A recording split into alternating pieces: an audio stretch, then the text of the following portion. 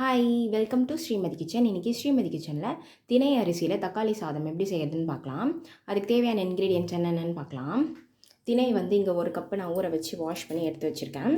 Onion வந்து இந்த மாதிரி நீட்டாக கட் பண்ணி எடுத்து வச்சுருக்கேன். தக்காளி வந்து ஒரு 3 தக்காளி, பூண்டு, இஞ்சி, 2 பச்சை மிளகா, கருவேப்பிலை, கொத்தமல்லி, உங்கள்கிட்ட புதினா இருந்தால் கூட சேர்த்துக்கலாம். நான் வந்து ஒரே ஒரு இலை, 2 கிராம்பு, கொஞ்சமாக சோம்பு, கசகசா, கடல் பாசி கொஞ்சமாக எடுத்து வச்சுருக்கேன், மஞ்சத்தூள், உப்பு, வீட்டு மிளகாத்தூள், கடலை எண்ணெய். நம்ம குக்கரில் தான் செய்ய போகிறோம். இப்போ எப்படி செய்யறதுன்னு பார்க்கலாம். ஃபஸ்ட்டு குக்கரில் கடலை எண்ணெய் சேர்த்துக்கலாம்.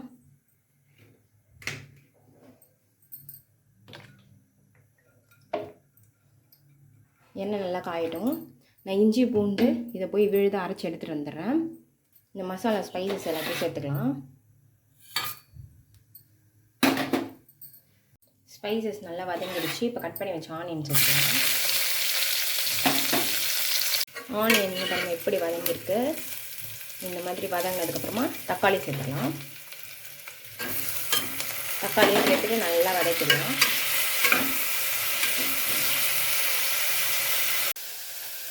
வெங்காயம் தக்காளி நல்லா வதங்கிடுச்சு. இங்கே பாருங்கள். இப்போது இதில் இஞ்சி பூண்டு பேஸ்ட் சேர்த்துக்கலாம்.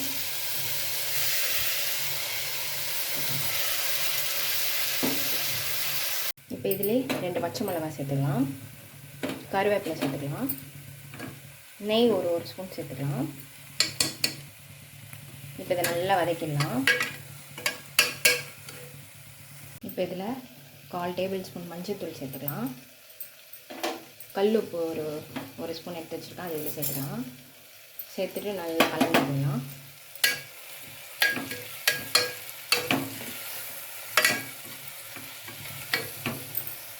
இப்போது நான் வீட்டு மிளகாத்தூள் தான் போடுறேன், 1 ஸ்பூன் போட போகிறேன்.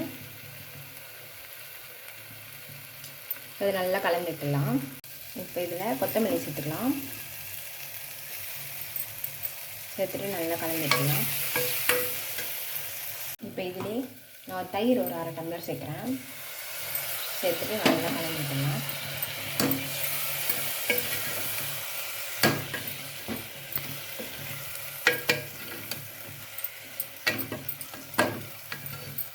இப்போ இதில் திணை அரிசி சேர்த்துக்கலாம். நான் நல்லா வடித்து எடுத்து வச்சுருக்கேன். தண்ணி தான் அது இதில் சேர்த்து நல்லா கலந்துட்டுலாம்.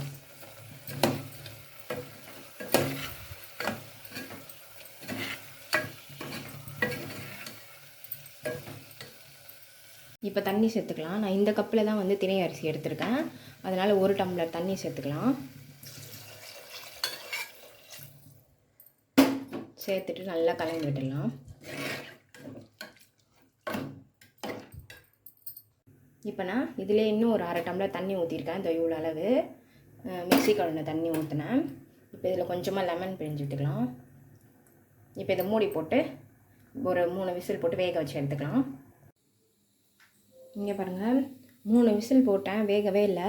திருப்பி இந்த டம்ளர்லேயே ஒரு 1/2 டம்ளர் தண்ணி ஊற்றி ஒரு 10 விசில் போட்டு வேக வச்சு எடுத்துட்டேன். இப்போ இதை ஓப்பன் பண்ணி பார்க்கலாம்.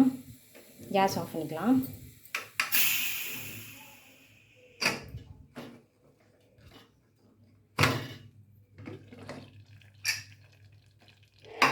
திணை தக்காளி சாதம் சூப்பராக ரெடி ஆயிடுச்சு. நல்லா தலைன்னு. இது தக்காளி சாதம்னு சொல்லலாம், பிரியாணின்னு சொல்லலாம். திணை தக்காளி சாதம், திணை பிரியாணி சூப்பராக ரெடி ஆயிடுச்சு. இங்கே பாருங்கள், நல்லா தலைன்னு நல்லா வெந்துடுச்சு.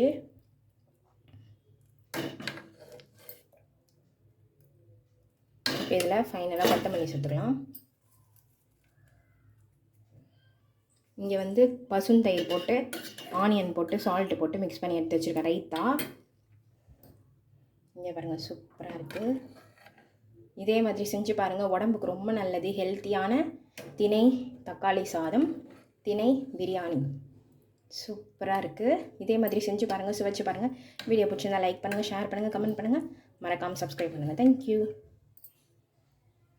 இப்போ திணை தக்காளி சாதத்தை நான் தட்டில் சர்வ் பண்ணி காட்டுறேன்.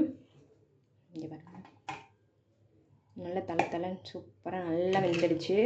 பிரியாணி டேஸ்ட் நல்லா, வாசனை நல்லா பிரியாணி ஸ்மெல் அடிக்குது. பொட்டேட்டோ சிப்ஸ் எடுத்து வச்சுருக்கேன், ஆனியன் ரைத்தா. இதே மாதிரி செஞ்சு பாருங்கள், சுவைச்சு பாருங்கள். வீடியோ பிடிச்சிருந்தா லைக் பண்ணுங்கள், ஷேர் பண்ணுங்கள், கமெண்ட் பண்ணுங்கள். மறக்காமல் சப்ஸ்கிரைப் பண்ணுங்கள். தேங்க்யூ.